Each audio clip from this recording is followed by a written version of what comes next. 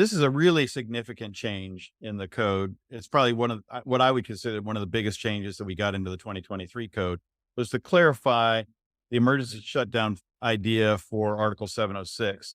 For one and two family dwellings, it was required for a disconnect to be outside the house. And a lot of people were requiring, a lot of jurisdictions were requiring load break switches and things like that, which could be very problematic on a lot of systems. And so that was really not the intent. The intent was to shut down the system, very similar to rapid shutdown.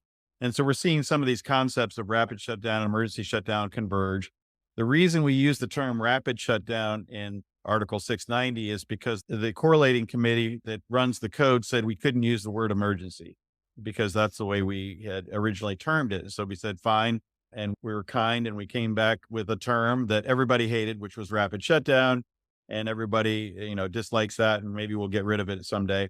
But then along came 706, and they didn't slap 706 code making panel 13 on the hand when they came up with the idea of emergency shutdown. And so it actually stuck, at least it's in the code for now. And that emergency shutdown is now called a function like rapid shutdown function, using very similar language we did in rapid shutdown.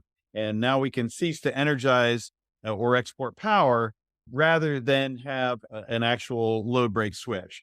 For instance, there's little switches on almost every energy system, energy storage system.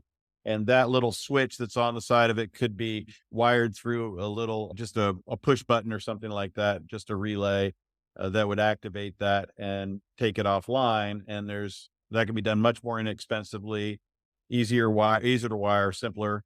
And it also provides information on what was intended in the 2020 code. So most people on the call probably are still on the 2020 code. And if you're on the 2020 code, it's not clear what would be acceptable.